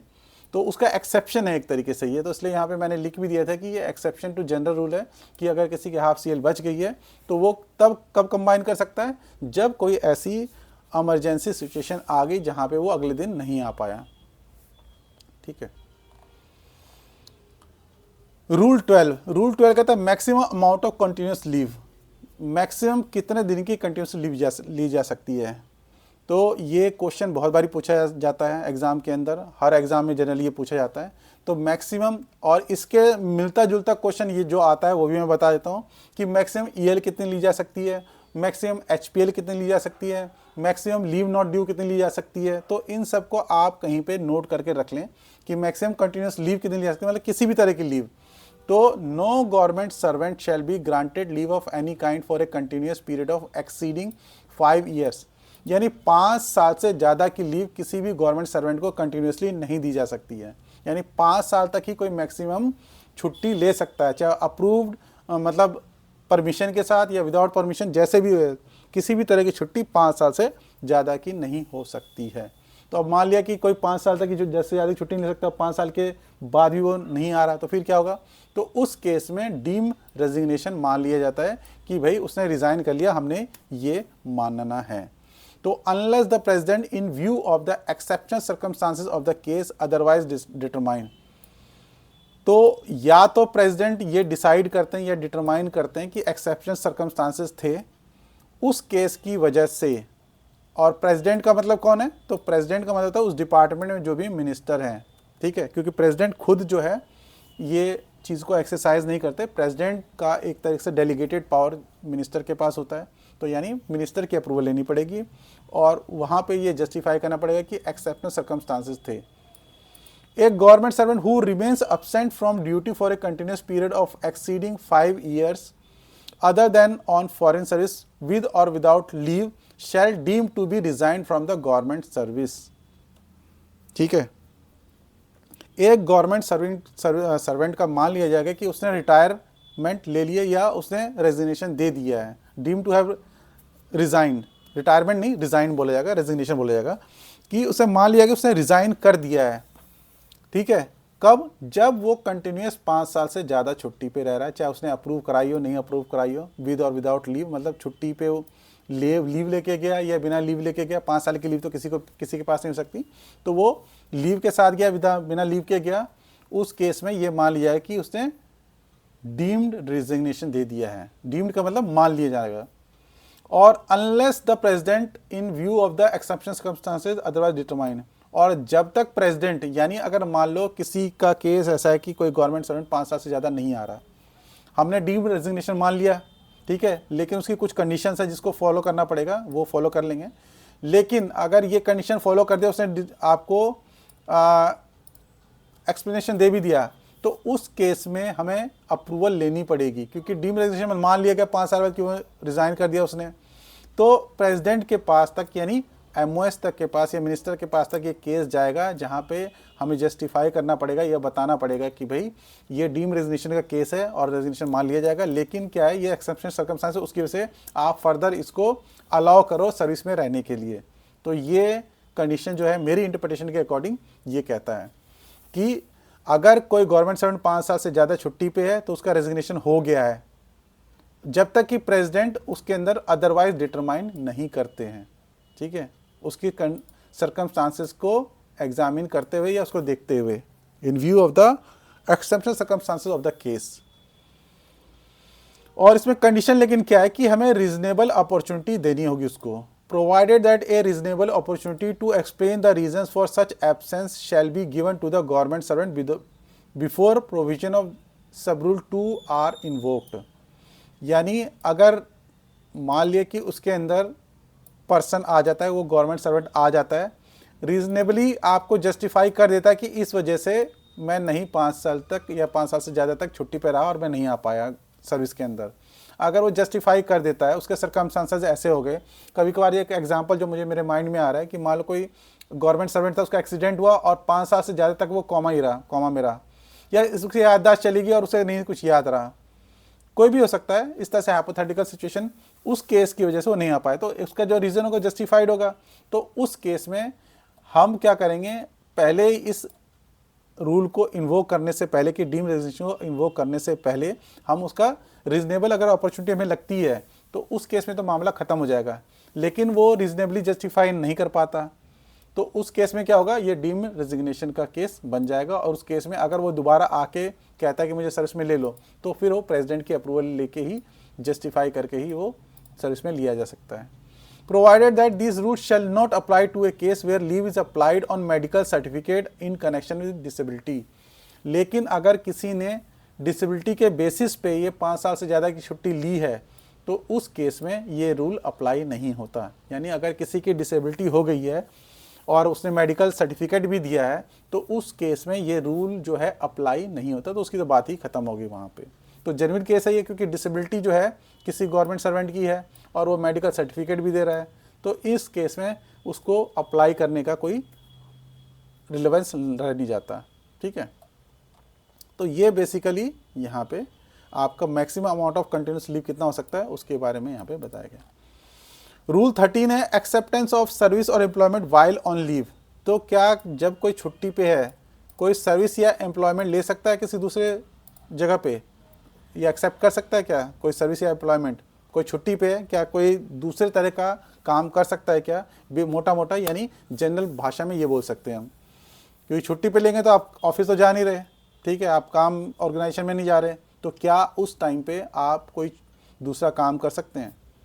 ए government servant other than a government servant who has been permitted a limited amount of private practice or who has been permitted to undertake casual literary work or service as an examiner or similar employment। तो एक government servant, इन सब चीज़ को छोड़ दो, उन government servant को छोड़ दो जिसको परमिट किया गया है कि वो लिमिटेड प्राइवेट प्रैक्टिस कर सकते हैं, या किसी को अगर कैजुअल लिटरेरी वर्क मतलब कि मान लो कोई बुक लिखना चाहता है, कोई स्टोरीज लिखता है तो स्टोरीज की बुक अपना छापना चाहता है, तो इस तरह का कोई लिटरेचर से रिलेटेड, लिटरेरी मतलब लिटरेचर से रिलेटेड अगर कोई कैजुअल मतलब प्रोफेशनल नहीं है, वो प्रोफेशनल राइटर नहीं है, प्रोफेशनल पोइट नहीं है वो, लेकिन कैजुअल तौर पर कोई गवर्नमेंट सर्वेंट उसे लिखने की हॉबी है तो वो अपनी बुक निकालना चाहता है, उसके अंदर थोड़ा बहुत जो लिखना चाहता है तो उसके लिए परमिशन मिली हुई है, या कोई एग्जामिनर के तौर पर सर्विस दे रहा है अपनी, या कोई इस तरह का कोई भी सिमिलर एम्प्लॉयमेंट है, ठीक है। तो ये यहाँ पे बेसिकली बात हो रही है कि कोई अनप्रोफेशनल तौर पर यानी हॉबी के तौर पर कोई काम कर रहा है, उसके लिए परमिशन उसने ली हुई है और उसको मिली हुई है परमिशन, तो उन गवर्नमेंट सर्वेंट को तो छोड़ दो, ठीक है। बाकी की बात कर लेते हैं जो यहाँ पे इस रूल में बताया। एक government servant while on leave, तो ऐसे गवर्नमेंट सर्वेंट जिसकी बात अभी कर चुके हैं उसको छोड़ने के बाद बाकी कहते हैं कि कोई भी गवर्नमेंट सर्वेंट है जो छुट्टी पे है, चाहे वो लीव प्रिपरेटरी टू रिटायरमेंट हो, यानी रिटायरमेंट से पहले जो लीव प्रिपरेटरी टू रिटायरमेंट मिलता है उस पर ही क्यों ना हो, shall not take any service और एम्प्लॉयमेंट एल्सवेयर। वो कहीं पे भी, कोई भी गवर्नमेंट सर्वेंट जब वो छुट्टी पे है और चाहे वो छुट्टी आपकी लीव प्रिपरेटरी टू रिटायरमेंट हो, शैल नॉट टेक, वो नहीं ले सकता कोई भी सर्विस एम्प्लॉयमेंट कहीं पे भी, इंक्लूडिंग मतलब ये भी नहीं कर सकता, including the setting up of A private professional practice, चाहे वो अकाउंटेंट के तौर पर, कंसल्टेंट के तौर पर, लीगल या मेडिकल प्रैक्टिशनर, किसी तरह की भी अपनी प्राइवेट प्रोफेशनल प्रैक्टिस भी नहीं कर सकता, ठीक है। ना वो सर्विस कहीं और कर सकता है, ना एम्प्लॉयमेंट ले सकता है, ना ही वो किसी तरह की प्राइवेट प्रोफेशनल प्रैक्टिस जो है अकाउंटेंट के तौर पर, कंसल्टेंट के तौर पर, लीगल या मेडिकल प्रैक्टिशनर, इनमें से कुछ भी कर सकता है without obtaining the previous sanction of, जब तक कि वो पहले से परमिशन या सैंक्शन नहीं ले लेता। अब सैंक्शन किसकी लेनी पड़ेगी, एक तो है प्रेसिडेंट, प्रेसिडेंट से कब लेनी है, इफ द प्रपोज्ड सर्विस और employment lies elsewhere than in India, अगर इंडिया से, देन इन इंडिया का मतलब इंडिया से बाहर अगर कोई सर्विस या एम्प्लॉयमेंट लेना चाहता है तो उस केस में प्रेसिडेंट, तो प्रेसिडेंट का मतलब यानी डेलीगेटेड पावर मिनिस्टर के पास, तो मिनिस्टर से अप्रूवल लेके ही उसको यहाँ पे सैंक्शन मिल सकती है या परमिशन मिल सकती है। The authority empower to appoint him, या ऐसी अथॉरिटी जिसको एम्पावर किया गया है, यानी जिसको ये पावर दी गई है, डेलीगेटेड पावर भी हो सकती है। एम्पावरमेंट का मतलब देखिए, कॉम्पिटेंट अथॉरिटी का मतलब कि उसकी पावर है, और एम्पावर्ड का मतलब जिसको डेलीगेटेड पावर भी है, तो authority empower to appoint him, तो ऐसी अथॉरिटी जिसको एम्पावर किया गया है, डेलीगेटेड पावर भी अगर मिली हुई है या खुद वो कॉम्पिटेंट अथॉरिटी है, टू अपॉइंट हिम, तो यहाँ पे अपॉइंटिंग अथॉरिटी और जिसको अपॉइंटिंग अथॉरिटी की पावर मिली हुई है वो, अगर वो उसकी सैंक्शन मिल जाती है, अगर इंडिया के अंदर वो जॉब या सर्विस है तो जब इंडिया के अंदर वो सर्विस और एम्प्लॉयमेंट है तो उस केस में अपॉइंटिंग अथॉरिटी या एम्पावर्ड अथॉरिटी से परमिशन लेकर वो सर्विस ले सकता है। और अगर इंडिया से बाहर वो इस तरह की सर्विस लेना चाहता है, या जब वो छुट्टी पे है, तो उस केस में प्रेसिडेंट से अप्रूवल लेनी पड़ेगी, यानी डेलीगेटेड पावर मिनिस्टर के पास, तो मिनिस्टर से अप्रूवल लेनी पड़ेगी। तो बेसिकली इसमें ए में बताया कि कोई गवर्नमेंट सर्वेंट जब वो छुट्टी पे है तो वो किसी तरह की एम्प्लॉयमेंट नहीं ले सकता जब तक कि वो प्रेसिडेंट से या अपने एम्पावर्ड अथॉरिटी से परमिशन ले नहीं लेता। प्रेसिडेंट से तब जब वो इंडिया से बाहर ही इस तरह की एम्प्लॉयमेंट लेना चाहता है, और इंडिया के अंदर जब लेना चाहता है तो अपने अपॉइंटिंग अथॉरिटी या एम्पावर्ड अथॉरिटी से जब तक वो परमिशन या सैंक्शन नहीं लेता। No government servant while on leave other than leave preparatory to retirement, तो यहाँ पे पहले जनरल रूल बताया कि भाई किसी भी गवर्नमेंट सर्वेंट को जब तक कि वो सैंक्शन नहीं मिल जाती उसको छुट्टी में रहते हुए कोई एम्प्लॉयमेंट नहीं ले सकता इंडिया या इंडिया से बाहर, जब तक कि वो प्रेसिडेंट या अपने अपॉइंटिंग अथॉरिटी या एम्पावर्ड अथॉरिटी से परमिशन नहीं ले लेता। अब यहाँ पे बता रहे हैं एक exception, no government servant shall no government servant will on while on leave other than leave preparatory to retirement. अब यहाँ पे एक एक्सेप्शन दे दिया, लीव प्रिपरेटरी टू रिटायरमेंट, यानी लीव प्रिपरेटरी टू रिटायरमेंट है तो उस केस को छोड़ दिया यहाँ पे। Shall ordinarily be permitted to take up any other service और एम्प्लॉयमेंट। तो कोई भी गवर्नमेंट सर्वेंट जो लीव प्रिपरेटरी टू रिटायरमेंट पे नहीं है, तो ये जनरली जब रिटायर होने वाले थे उस टाइम पे 6 महीने के दौरान इस तरह की छुट्टियां मिलती है। और इसका डिटेल में भी ये बता रखा है ये इसके बारे में, इस तरह के लीव के बारे में, तो उसको हम आगे डिस्कस भी करेंगे। लेकिन यहाँ पे ये बताया गया कि उस केस को छोड़ दो जो लीव प्रिपरेटरी टू रिटायरमेंट है, उसके अलावा जो जनरल केसेस हैं उसके अंदर ऑर्डिनरली हमें इस तरीके का परमिशन नहीं देनी है।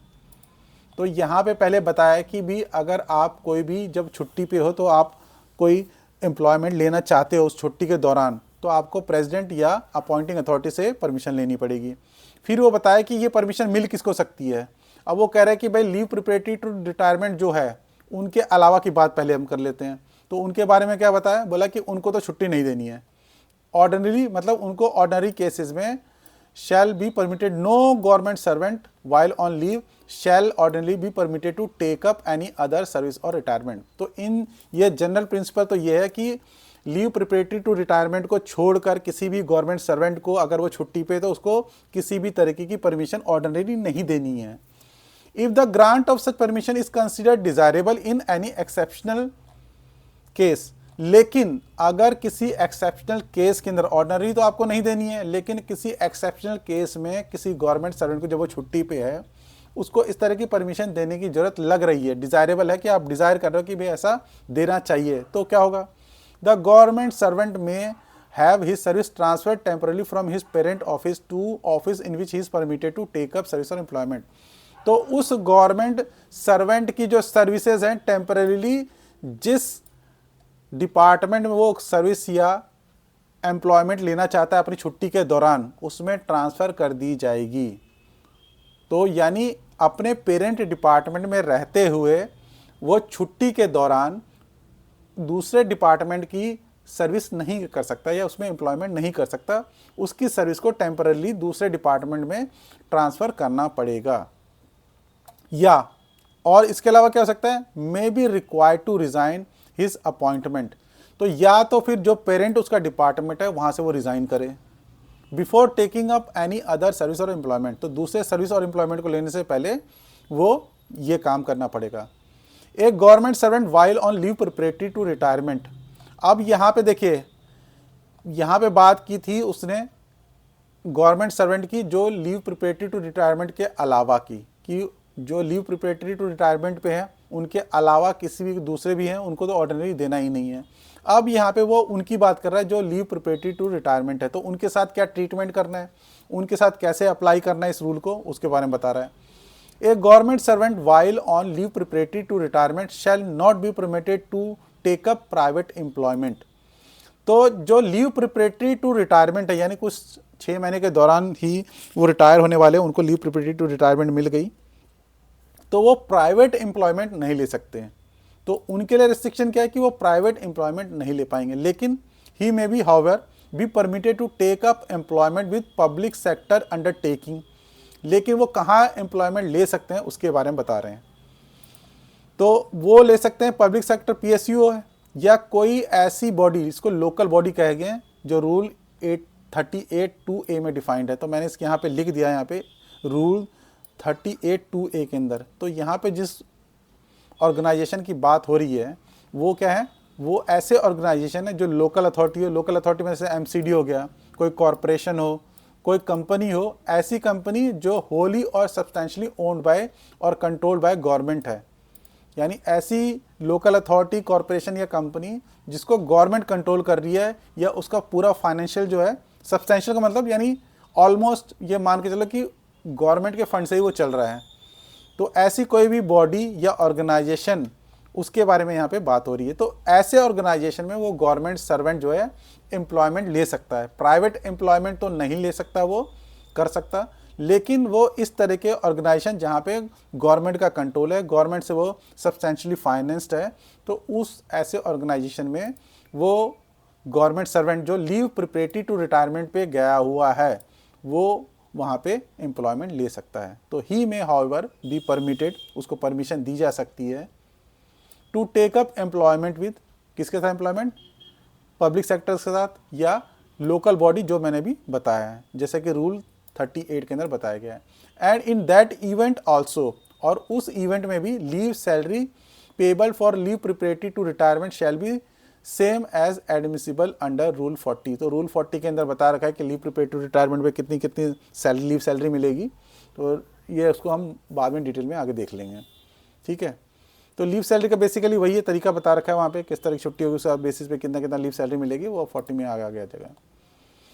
तो बेसिकली यहाँ पे आपको समझ आया कि एक जनरल तौर पर, मैं एक बार दोबारा से समाप्त कर देता हूँ कि ऑर्डनरी केस में कोई गवर्नमेंट सर्वेंट है जो लीव प्रिपरेटरी टू रिटायरमेंट पे नहीं है, तो उसको तो पूरी तरह से मना है कि उसको छुट्टी ऑर्डनरी केस में नहीं देना है। लेकिन अगर कोई एक्सेप्शनल सर्कमस्टांसेस ऐसा बन रहा है तो ये तो बोलो उसको रिज़ाइन करे या उसकी सर्विस को टेम्पररी ट्रांसफ़र कर दो जहाँ पे वो एम्प्लॉयमेंट लेना चाहता है। और दूसरा पता है कि जो लीव प्रिपरेटरी टू रिटायरमेंट पे बैठा हुआ है, ऐसे गवर्नमेंट सर्वेंट को प्राइवेट जॉब के लिए मना कर दिया गया। उसको सिर्फ कहाँ पे परमिट किया सकता है, पीएसयू में, या ऐसा कोई लोकल बॉडी या ऐसा कोई कंपनी जो गवर्नमेंट द्वारा कंट्रोल्ड है या उससे द्वारा फाइनेंस है, तो वहीं पे उसको परमिशन लेके जाना पड़ेगा, बी परमिटेड, ठीक है। परमिटेड का तरीका, परमिशन कैसे कौन कौन दे सकता है, ये तो प्रेसिडेंट देंगे अगर इंडिया से बाहर है, या अपॉइंटिंग अथॉरिटी देगी या एम्पावर्ड अथॉरिटी देगी। तो ये परमिशन इस केस में भी उसे चाहिए होगा। चलिए आगे देख लेते हैं। अब लास्ट जो इसका पोर्शन बचा है, sub rule 3A, in case a government servant who has proceeded on leave preparatory to retirement is required before the date of retirement from the employment during such leave in any post under the central government in or outside India. अगर किसी government servant जो leave preparatory to retirement लेके चला गया, यानी कुछ time बाद वो रिटायर होने वाला है, उसने लीव प्रिपरेटरी टू रिटायरमेंट ली और किसी वजह से गवर्नमेंट को ज़रूरत पड़ रही है उसकी, ठीक है, तो वो किस पोस्ट पे ज़रूरत पड़ रही है, any post under central government in or outside India, चाहे वो इंडिया में उसकी ज़रूरत पड़ रही है, इंडिया से बाहर ज़रूरत पड़ रही है, and is agreeable to return to duty, और वो गवर्नमेंट सर्वेंट आना भी चाहता है, उसको एग्री कर रहा है कि चलो मैं आ जाऊँगा। The unexpired portion of leave, तो उसका जो लीव प्रिपरेटरी टू रिटायरमेंट था उसके अंदर जो उसकी बची हुई छुट्टी होगी, मान लो कोई लेके गया 3 महीने की छुट्टी लेके आया, लीव प्रिपरेटरी टू रिटायरमेंट 3 महीने की लेके गया, उसके अंदर 1 महीने तक वो बाहर रहा, 1 महीने के बाद वो वापस आने के लिए तैयार हो गया, तो 2 महीने की छुट्टी बची है, तो वो जो अनएक्सपायर्ड पोर्शन ऑफ लीव होगा from the date of rejoining, जब उसने ज्वाइन कर लिया, शैल बी कैंसल्ड, उस छुट्टी को कैंसिल कर दिया जाएगा और उसकी लीव सैलरी दी जाएगी। तो बेसिक सा जो हम लॉजिकल काम करते हैं वही है। तो उसकी छुट्टी को कैंसिल कर दिया, the leave so cancelled under clause A, तो यहाँ पे जो कैंसिल किया, shall be allowed to be encashed, और उसको एनकैश कराने के लिए अलाउ किया जाएगा, जैसा कि रूल 39 के 2 में बताया गया है। तो रूल 39 के 2 में मैंने दिखाया भी था कि आपको यहाँ पे इनकैशमेंट के बारे में बताया गया, ये 2 के अंदर आप देखेंगे 39 के 2 का ये है। तो ईएल कितना इनकैश करा सकते हैं, मैक्सिमम 300 तक करा सकते हैं, और एचपीएल कितना इनकैश करा सकते हैं, तो वो भी उसके बारे में यहाँ पे ये बताया गया है। तो उसको डिटेल में हम जब हम इस चैप्टर पे पहुँचेंगे तो तब इसको टेकअप कर लेंगे, ठीक है। तो ये हमारा जो चैप्टर 2 था आज हमने डिस्कस किया, और इसके अंदर मैंने कोशिश की कि आपको जितना डिटेल में और जितना सिंपल लैंग्वेज में एग्जाम्पल के साथ समझा सकूँ मैंने समझाया, और मुझे उम्मीद है कि आपको ये पसंद आया होगा। तो बाकी चीज़ें मैंने डिस्कस कर ली हैं आपके साथ। तो thank you very much, thanks for watching my channel and my content, thank you very much. अगर आप ज्वाइन करना चाहते हैं तो ये मेरा टेलीग्राम ग्रुप है, यहाँ पे ज्वाइन करके जो पीडीएफ अगर आप मांगते हैं, इस लीव रूल के अलावा बाकी जो पीडीएफ हैं वो वहाँ पे मैंने शेयर किए हुए हैं। लीव रूल के पीडीएफ को लेने के लिए कंडीशंस हैं, क्राइटेरिया है, जो कि मैंने वहाँ ग्रुप में अपने टेलीग्राम ग्रुप में शेयर किया हुआ है। आप उसको फॉलो करेंगे तो जब ये टॉपिक मैं कंप्लीट कर लूँगा तो मैं आपके साथ ये पीडीएफ भी शेयर कर दूँगा, लेकिन वो क्राइटेरिया आपको फुलफ़िल करना होगा। बाकी कोई ईमेल करना चाहें तो ये मेरा ईमेल आईडी है sendfeedback@slp@gmail.com, यहाँ पे मुझे आप लिख सकते हैं कोई urgent cheese. Thank you very much, जय हिंद।